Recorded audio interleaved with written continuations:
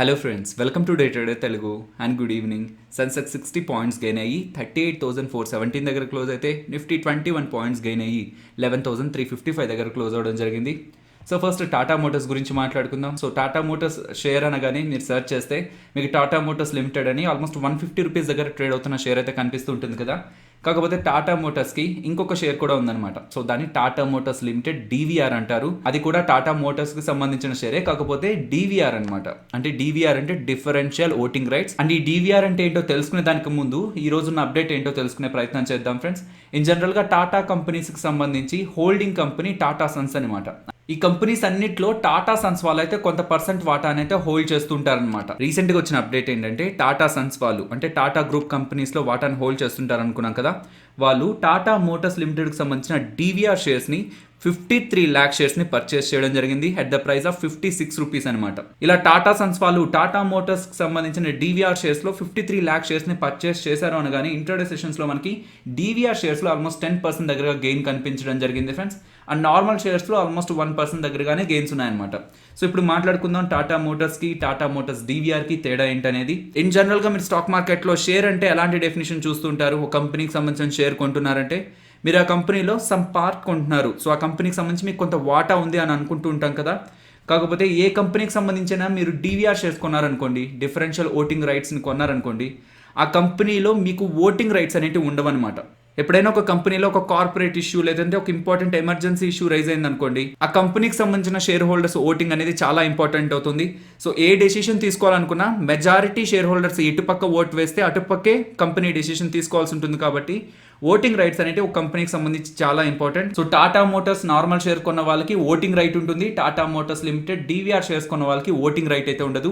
But practical కేసులో మాట్లాడుకుంటే most of the retailers ఎవరు కూడా షేర్స్ని కొన్న తర్వాత ఏజీఎమ్స్ జరుగుతున్నప్పుడు వాటిని యాక్టివ్గా అటెండ్ అవ్వడం అండ్ ఎప్పుడైనా ఓటింగ్ రైట్స్ని వినియోగించుకోవాలనుకున్నప్పుడు వాళ్ళు ఓట్ వేసి వాళ్ళు కంపెనీ రిలేటెడ్గా ఏ చేంజ్ చూడాలనుకుంటున్నారు అని చెప్పి అది కంపెనీకి తెలియజేసేలాగా ఓటింగ్ రైట్స్ని యూస్ చేసుకోవడం కూడా మోస్ట్లీ రీటైల్ ఇన్వెస్టర్స్ అయితే చేయరు.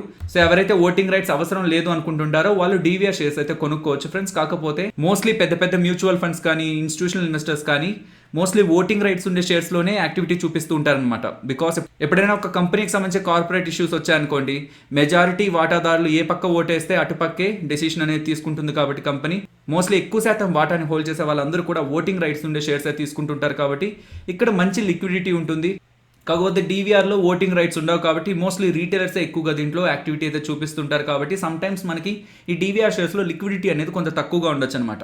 నెక్స్ట్ హ్యాపీయెస్ట్ మైండ్స్ ఐపీఓ గురించి మాట్లాడుకోవాలి ఫ్రెండ్స్. ఈ రోజు ఉన్న డేటా ప్రకారం చూస్తే హ్యాపీయెస్ట్ మైండ్స్ ఆల్మోస్ట్ 2.87 టైమ్స్ ఓవర్గా సబ్స్క్రైబ్ అవ్వడం జరిగింది. అందులో ఎక్కువ మెజారిటీ మనకి రీటైల్ కేటగిరీ నుంచే కనిపిస్తుంది. 14.6 టైమ్స్ ఓవర్ సబ్స్క్రిప్షన్ అయితే కనిపిస్తుంది.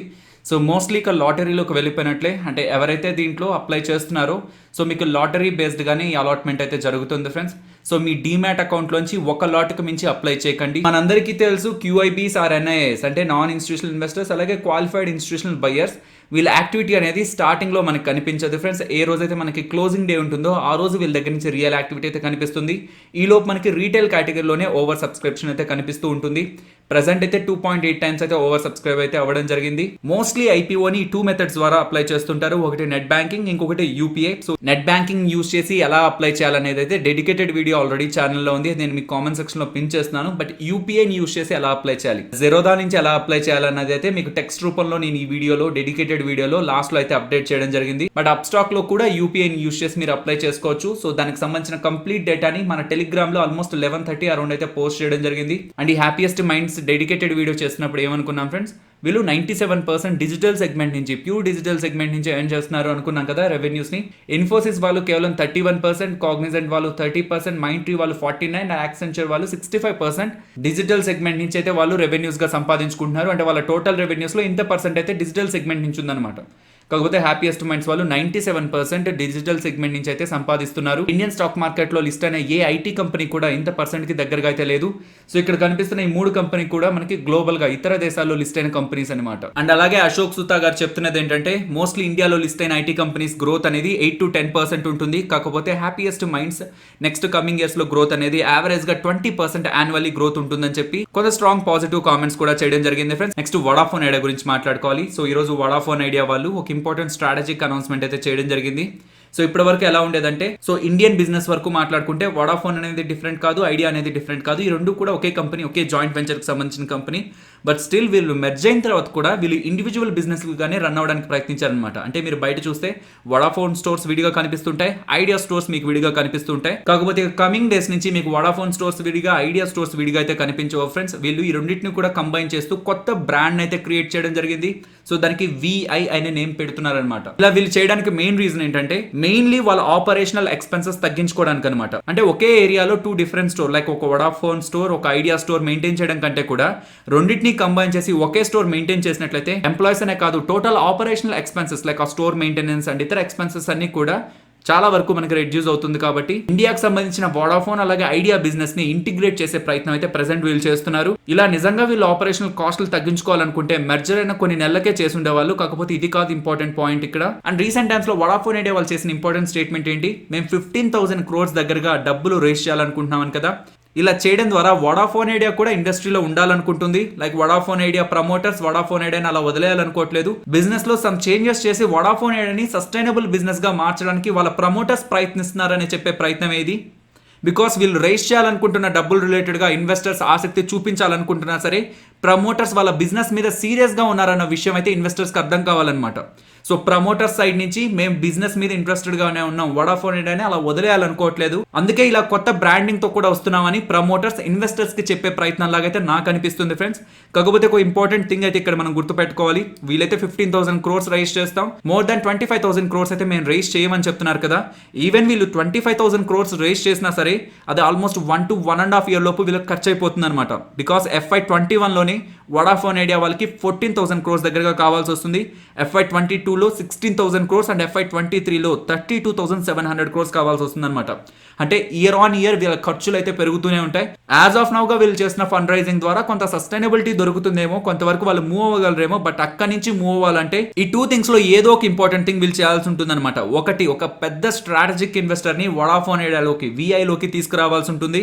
వచ్చే స్ట్రాటజిక్ ఇన్వెస్టర్ డబ్బులతో పాటు వడాఫోన్ ఐడియా బిజినెస్ ని గ్రో చేసే ప్లాన్ తో రావాల్సి ఉంటుందన్నమాట. వచ్చే ఇన్వెస్టర్ కేవలం డబ్బులు పెట్టి వాటాను కొనుక్కునే ఇన్వెస్టర్ కాకుండా డబ్బులు పెట్టి వీళ్ళ బిజినెస్ ని కూడా కొంత చేంజ్ చేసి కొంత పాజిటివ్ గా ట్రై చేసే ఒక ప్లాన్ తో వచ్చినట్లయితే అది వడాఫోన్ ఐడియా రెవెన్యూస్ ని మారుస్తుంది. సో ఫ్యూచర్ లో కూడా వీళ్ళు కట్టాల్సిన డబ్బులు రిలేటెడ్ గా కూడా వీళ్ళు సంపాదించుకోగలిగే కెపాసిటీ వీళ్ళకి జనరేట్ అవుతుంది. ఓకే, ఏ పెద్ద ఇన్వెస్టర్ వడాఫోన్ ఐడియాలో VIలో ఆసక్తి చూపించకపోయినా సరే, ఈ కంపెనీ ప్రమోటర్స్ ఇండివిజువల్ గా ఈ కంపెనీని గ్రో చేయాలనుకుంటే కూడా వీళ్ళకి సంబంధించిన యావరేజ్ రెవెన్యూ పర్ యూజర్ ని ప్రెసెంట్ ఉన్న 114 నుంచి, అంటే ప్రెసెంట్ వడాఫోన్ ఐడియా వాళ్ళు వాళ్ళ సబ్స్క్రైబర్స్ దగ్గర నుంచి యావరేజ్ గా 114 రూపీస్ సంపాదించుకుంటుంటే దాన్ని నెక్స్ట్ 1 year లోపు మినిమం 200 పైకి అయితే తీసుకువెళ్లాల్సి ఉంటుంది. అంటే వీళ్ళ ప్లాన్ ప్రైజెస్ అయితే హైక్ చేయాల్సి ఉంటుంది ఫ్రెండ్స్. వడాఫోన్ ఐడియా VI వాళ్ళు నిలబడాలంటే మార్కెట్లో ఖచ్చితంగా వాళ్ళ ప్లాన్ ప్రైజెస్ అయితే వాళ్ళు పెంచాల్సిందే. సో మోస్ట్లీ మన కమింగ్ టైమ్స్ లో వడాఫోన్ ఐడియా దగ్గర నుంచి వాళ్ళ ప్లాన్ ప్రైజెస్ హైక్ రిలేటెడ్ గా మనకు ఒక అప్డేట్ అయితే వస్తుంది. నెక్స్ట్ నిఫ్టీ అలాగే bank Nifty support and resistance మాట్లాడుకుందాం ఫ్రెండ్స్. ఈ లెవెల్స్ మనం నిన్నటి వీడియోలో మాట్లాడుకున్న లెవెల్సే. నిఫ్టీ సపోర్ట్ మనం మాట్లాడుకుంది 11,240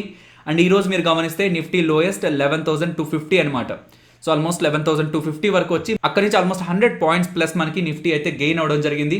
సో అగైన్ స్టిల్ ఈ లెవెల్స్ నేను ఉంచుతున్నాను. సో సపోర్ట్ ఇమీడియట్ గా 11,240. ఈ లెవెల్ బ్రేక్ అయి సస్టైన్ అవ్వకుండా నేనైతే నిఫ్టీలో షార్ట్ పొజిషన్స్ అయితే క్రియేట్ చేయను friends. And Nifty resistance immediate గా 11,420 అండ్ బ్యాంక్ నిఫ్టీ సపోర్ట్ 22,640. ఈ రోజు ఆల్మోస్ట్ 22,720 వరకు వచ్చినట్టుంది, మళ్ళీ మనకి గెయిన్ అవడం జరిగింది. సో అగైన్ ఈ లెవెల్ నేను సపోర్ట్ గా తీసుకుంటున్నాను అండ్ ఇక్కడ నుంచి గెయిన్ అయితే రెసిస్టెన్స్ గా నేను 23,300 ని చూస్తున్నాను. Next Nifty option chain data మాట్లాడుకునే ప్రయత్నం చేద్దాం ఫ్రెండ్స్. ఇప్పుడు మీరు చూస్తున్నది September 10th weekly expiry contract data. So present ఉన్న లెవెల్స్ నుంచి డౌన్ సైడ్కి మూవ్ అవుతుంది అనుకుంటే ఏ లెవెల్ దగ్గర హై ఓపెన్ ఇంట్రెస్ట్ క్రియేట్ అయిందని మీరు గమనిస్తే 11,000 దగ్గర మీకు హై ఓపెన్ ఇంట్రెస్ట్ అయితే క్రియేట్ అయింది. అండ్ ప్రెసెంట్ ఉన్న లెవెల్స్ నుంచి టాప్ సైడ్కి మూవ్ అవుతుంది అనుకుంటే 11,600 దగ్గర మీకు ఓవరాల్ ఓపెన్ ఇంట్రెస్ట్ అనేది ఎక్కువగా క్రియేట్ అవ్వడం జరిగింది ఫ్రెండ్స్. అంటే డౌన్ సైడ్ 11,000 ఇంపార్టెంట్ సపోర్ట్ గా, టాప్ సైడ్ 11,600 ఇంపార్టెంట్ రెసిస్టెన్స్ గా అయితే గమనించవచ్చు. సో నెక్స్ట్ వీక్ అంతా ఈ 600 points రేంజ్ లోనే మూవ్ అవుతుందని కాల్ అలాగే పుట్ రైటర్స్ అయితే బిలీవ్ చేస్తున్నారు. సో ఫైనల్లీ ఇది ఫ్రెండ్స్ మన వీడియో. మీకు నచ్చిందా? సో నచ్చితే వీడియోని లైక్ చేయండి ఫ్రెండ్స్. అలాగే ఈ వీడియో మన వాళ్ళకి యూజ్ అవుతుంది అనుకుంటే తప్పకుండా షేర్ చేయండి. అండ్ మన ఛానల్ని సబ్స్క్రైబ్ చేయనట్లయితే ఛానల్లో ఉన్న వీడియోస్ ఒకసారి గమనించండి ఫ్రెండ్స్. ఇఫ్ ఆ వీడియోస్ మీకు నచ్చితేనే ఛానల్ని సబ్స్క్రైబ్ చేసి పక్కనే వచ్చే బెల్ ఐకాన్ క్లిక్ చేయండి. మరొక ఇంట్రెస్టింగ్ వీడియోతో మళ్ళీ మీ ముందుకు వస్తాను. అంతవరకు టేక్ కేర్. జై హింద్.